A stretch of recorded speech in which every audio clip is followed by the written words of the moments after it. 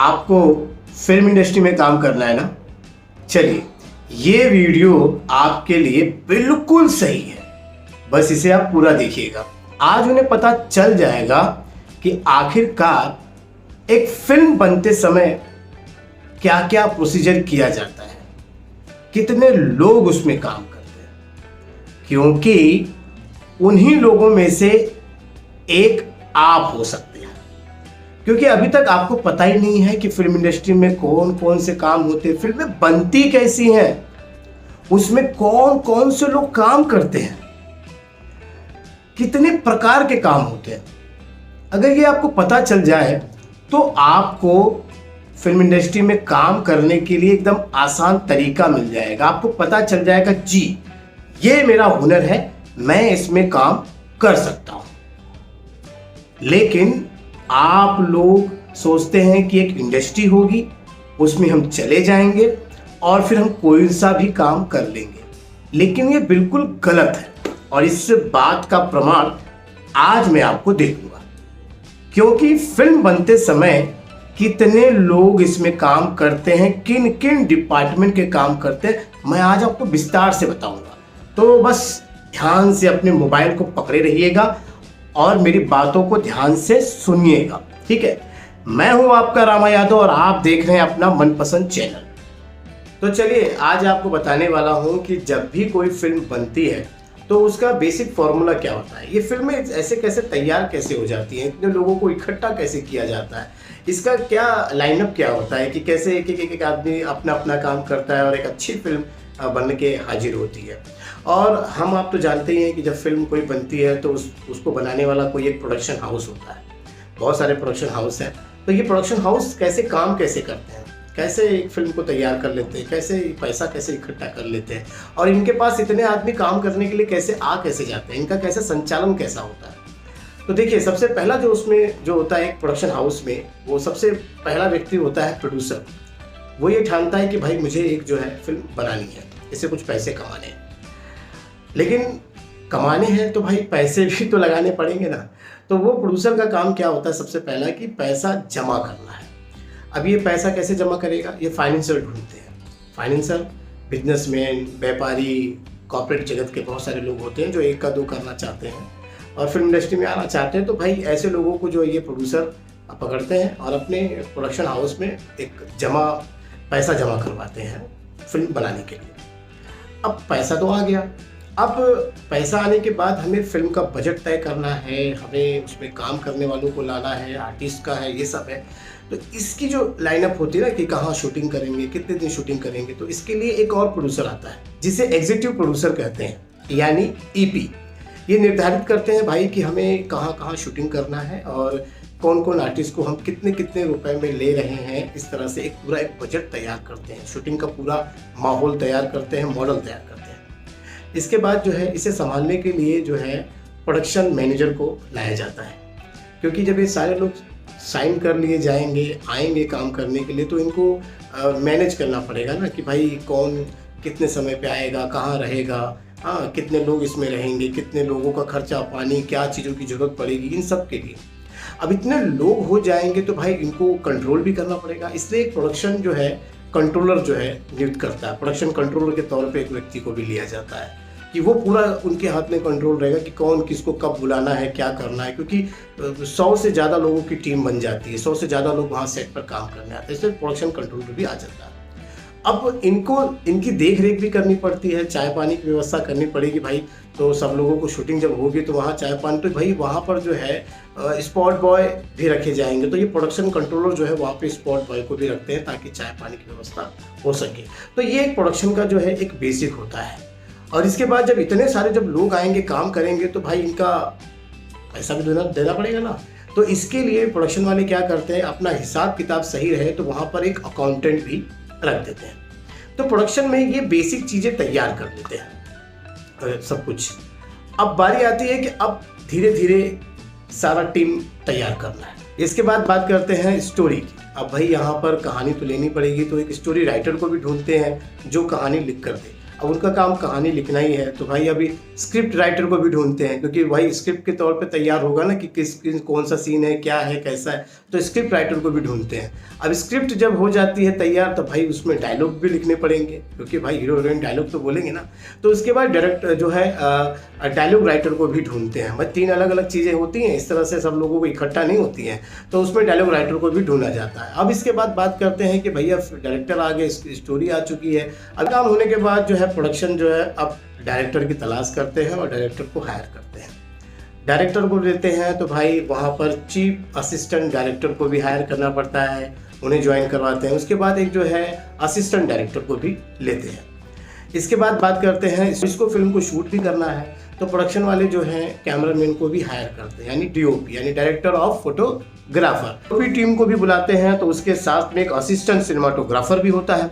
भाई सिनेमाटोग्राफर तो होगा ही होगा, क्योंकि भाई अगर कभी कोई 2 कैमरा लग गया तो एक तो डीओपी हैंडल करेंगे, दूसरा जो असिस्टेंट सिनेमाटोग्राफर वो हैंडल कर लेगा।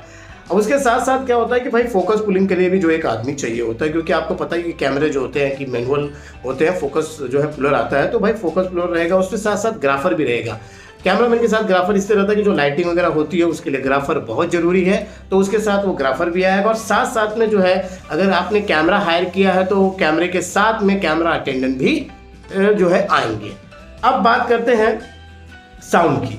साउंड में भाई देखिए 2 ही आदमी होते हैं। साउंड में एक साउंड रिकॉर्डिस्ट होता है और उसके साथ में उसका असिस्टेंट जो बूमैन भी होता है, जो बूम देते हैं। अब हमारी फिल्म में ये जो है टेक्निकल चीज़ें जो है वो सारी आ चुकी हैं। इसके साथ साथ अब लाइट भी जो है आपको लेना पड़ेगा, तो आप सिनेमाटोग्राफर से पूछेंगे डीओपी से, तो वो लाइट का पूरा इक्विपमेंट आपको बता देंगे, तो लाइट वाले भी उसमें आ जाएंगे।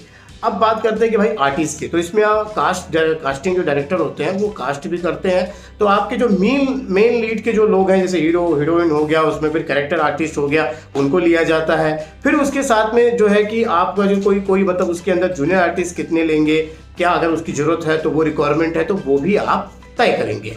अब इसमें बात करते हैं कि अगर आप फिल्म बना रहे हैं तो भाई उसमें म्यूजिक तो 100% होगा, तो इसके अंदर म्यूजिक का भी खास ध्यान रखने के लिए वो सारे लोगों को जो है आप हायर करना पड़ेगा। जैसे कि अभी उसमें म्यूजिक डायरेक्टर हो गया, म्यूजिक कंपोजर हो गया, म्यूजिक प्रोग्रामर हो गया, म्यूजिक अरेंजर हो गया, फिर साउंड रिकॉर्डिस्ट उसमें फिर लगेगा आपको।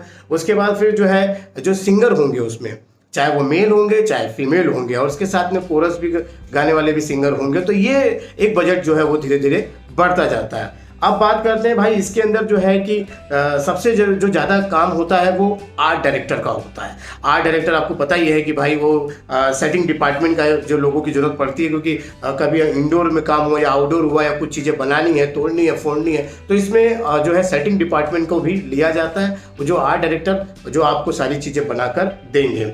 अब इसमें म्यूजिक है, सब कुछ है, तो भाई डांस का भी तो होगा आपकी फिल्म में, तो आपको इसके लिए जो है कि एक कोरियोग्राफर भी लेना पड़ेगा। अब कोरियोग्राफर ले लिए हैं तो भाई इस फिल्म के अंदर कुछ मार धाड़ यानी एक्शन का भी सीन तो होगा ना। तो भाई जब एक्शन का सीन की बात आती है तो आपको इसमें एक्शन मास्टर लेना पड़ेगा, यानी एक्शन डायरेक्टर लेना पड़ेगा, मतलब कि जो फाइट मास्टर होते हैं उनको लेना पड़ेगा। अब इसके अंदर अगर आपका कोई और सीन है, अगर इसके अंदर कुछ गिरने उड़ने का, टूटने फूटने का, तो आपको स्टंटमैन भी उसके अंदर ऐड करना पड़ेगा। अब देखिए, अब इस फिल्म जो तैयार हो रही है, शूटिंग हमारी शुरू हो चुकी है, तो हम अपने फिल्म की जो शूटिंग का जो है क्रू मेंबर कैसे बढ़ जाता है। देखिए वो कैसा होता है कि उसके अंदर एक आपको स्टिल फोटोग्राफर की जरूरत पड़ेगी जो कंटिन्यूटी फोटो निकालेगा, तो भाई ये एक टीम में बढ़ना शुरू हो जाता है। अब देखिए स्टिल फोटोग्राफर हो जाता है, फिर उसके अंदर बिहाइंड द सीन की एक टीम होती है, बिहाइंड द सीन जो मेकिंग वगैरह लेती है, तो ये मेकिंग की टीम होती है, फोटोग्राफी खींचती है, वीडियोग्राफी करती है, ताकि आपको शूटिंग की जो लोकेशन की जो चीज़ें होती है मेकिंग के तौर पर नज़र आ जाए।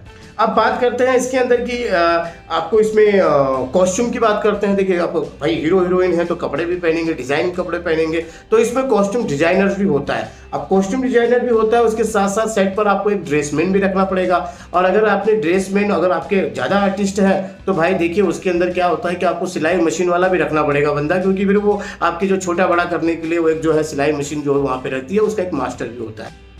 अब बात करते हैं मेकअप की। भाई बिना मेकअप की तो शूटिंग होगी नहीं, तो भाई वहाँ पर आपको जो है मेकअप की भी टीम रखनी पड़ेगी। उसमें जो है मेकअप के जो है वो क्रू रखने पड़ेंगे। उसके अंदर आपका जो है कि 2 अलग अलग डिपार्टमेंट होता है, लेडीज जेंट्स के लिए अलग अलग। लेकिन इसके अंदर क्या है, अगर हेयर स्टाइलिस्ट आपको रखना है तो हेयर स्टाइलिस्ट रख सकते हैं, नहीं तो एक मेकअप का भी टीम आप रखते हैं। तो आप ऐसा दोनों ही जो करने वाले भी, जो कुछ आजकल मास्टर आदमी होते, मास्टर मेकअप मैन होते, वो ये कर देते हैं। अब हमारी 80% फिल्म बनकर तैयार होती है, इन सबको टीम को लेकर शूटिंग हमारी हो जाती है। अब इसके बाद क्या होता है कि फिल्म जब लास्ट में एंडिंग पे रह जाती है तो हमें इस फिल्म का प्रमोशन भी करना पड़ता है, क्योंकि बहुत सारे पैसे लगे हुए होते हैं लोगों के। तो भाई अब प्रमोशन के लिए क्या है, PR टीम को रखा जाता है, जो अखबार, न्यूज़ और विज्ञापनों में बताती है कि इस पिक्चर का काम पूरा हो चुका है, ये सब चीज़ें होती है ना, तो इनके लिए भी एक टीम बनाई जाती है। अब विज्ञापन के लिए फोटोग्राफ्स निकालना पड़ेगा, तो उसके लिए थोड़े प्रोमो भी निकालने पड़ेंगे। तो भाई इसके लिए क्या, फिल्म बनने के बाद तो एडिटर का भी काम इसमें आ जाता है। तो एक एडिटर और उसका एक असिस्टेंट एडिटर रखना पड़ता है, ताकि प्रोमो जो है काट के हम मीडिया को दे सकें और पब्लिसिटी कर सकें, ये सारा काम चलता है। इसी के साथ साथ क्या होता है कि अब वहाँ पर आपकी डबिंग वबिंग का भी काम शुरू हो जाता है। उसके बाद जो है साउंड मिक्सिंग का भी जो है काम शुरू हो जाता है। अब अभी आपकी फिल्म तैयार हो चुकी है तो उसके अंदर क्या होता है, ग्राफिक्स का भी बहुत सारा चीज़ होता है ना, फाइट वाइट सीक्वेंस में जो रस्सियाँ रोबो वगैरह निकालना होता है, या फिर कुछ उसमें VFX डालना पड़ता है, तो वो भी काम शुरू हो जाता है। तो उनकी भी टीम को इसमें लगाया जाता है। अब साथ साथ में क्या होता है कि ये VFX वाले, एडिटिंग और उसके बाद जो है साउंड वाले जो अपना काम तो करते रहते हैं। अब इसके साथ साथ क्या होता है, वीडियो देखते हैं जो भी फिल्म की शूट होती है, तो उसमें जो कलर का भी काम होता है कि कहीं हमें ग्रीनिश ज़्यादा रखना है, वार्म टोन रखना है, वो इस तरह से। तो DI का भी काम जो है ना वो चलते रहता है साथ साथ। सारा काम आप निपटा देते हैं, सारा प्रमोशन वगैरह करके, एडिटिंग वगैरह करके, VFX वगैरह जो चीज़ें, साउंड वूंड सब इफेक्ट वगैरह डाल के DIY ख़त्म करके आ जाते हैं। तब आप अपनी फिल्म को सेंसर में ले जाते हैं, सेंसर बोर्ड को दिखाते हैं। ये काम जो है लास्ट में होता है, इसे दिखाना पड़ता है और वहाँ से एक सर्टिफिकेट जो है वो आपको मिलता है। अब से जैसे ही आपकी फिल्म निकलती है, आपको एक सर्टिफिकेट मिल जाता है कि आप अपनी फिल्म को रिलीज कर सकते हैं। अब इसके बाद आपका असली काम शुरू होता है। आपने इतने दिनों तक जो है इस फिल्म को बनाने में मेहनत की है, इसमें इतना पैसा लगाया है, तो उसको अब कमाने का टाइम आ जाता है। और इसके लिए मदद करते हैं आपके डिस्ट्रीब्यूटर, एग्जीबिटर और आपके जो है म्यूज़िक के जो खरीदेंगे वो कंपनियां, और जो आपकी फिल्म कोई अगर चैनल खरीदता है तो वो लोग आपको इसमें मदद करते हैं। डिस्ट्रीब्यूटर क्या करते हैं, आपकी फिल्म को लेकर भारत के या देश के अलग अलग राज्यों में, कंट्री में जो है इसे दिखाते हैं, रिलीज़ करते हैं, जहाँ से आपको फ़ायदा पहुँचता है। एग्जीबिटर भी इसी तरह से काम करते हैं। ये मिलकर आपके जो है जितने भी राज्य में, जितने भी थिएटर में फिल्म लगाते हैं और आपको उसका मुनाफा देते हैं। साथ में जो है कंपनियां, म्यूज़िक कंपनी भी आपको मुनाफा देती है। अगर आपकी फिल्म की जो म्यूज़िक है उस राइट्स को ले लेते हैं, वो अपनी कंपनी में जो है उसके म्यूज़िक को चलाते हैं, मुनाफा होता है, वो वहाँ से आपको मुनाफा देते हैं। और इसके साथ साथ टीवी जो चैनल होते हैं, बहुत सारे ऐसे चैनल होते हैं सिनेमा के, जहाँ पर फिल्में वो आपके फिल्म की राइट्स खरीद देते हैं। और उसके बाद जो है थिएटर के बाद, जब थिएटर में फिल्में काफ़ी दिन तक चल जाती हैं, तो उसके बाद फिर अपने फिल्म टीवी पर रिलीज़ करते हैं, उसके भी काफ़ी सारे पैसे आपको मिलते हैं। तो भाई यही है जरिया कमाने का, जो शुरू से लेकर उन्होंने इतनी मेहनत की और अंत में जाके उन्हें इतना मुनाफा होता है। तो मुझे लगता है कि आपको सरल और सीधी भाषा में समझ में आ गया होगा कि फिल्म बनाने से लेकर बिकने तक का मैंने आपको सारा बताया है। तो इसी तरीके से फिल्म का निर्माण होता है, और इसमें जितनी चीज़ें मैंने बताया है तो उसमें से आप एक काम को ढूंढकर आसानी से कर सकते हैं। तो मुझे लगता है कि जो भी मैंने आपको शुरू से लेकर अंत तक ये सारी जानकारी दी है, आपको समझ में आ गया होगा। अगर कुछ समझ में नहीं आया तो नीचे कमेंट बॉक्स में मुझे बताइएगा, मैं इस पे और विस्तार से वीडियो बना दूंगा। तो उम्मीद है कि आज की वीडियो आपको अच्छी लगी होगी। अच्छी लगी हुई तो प्लीज़ यार लाइक देके जाइएगा, और हो सके तो मेरे चैनल को सब्सक्राइब कीजिए, क्योंकि मैं इसी तरह की जानकारी वाली वीडियो बनाते रहता हूँ। तो चलिए अभी के लिए बस इतना ही, मिलते हैं अगली वीडियो में, तब तक के लिए नमस्कार।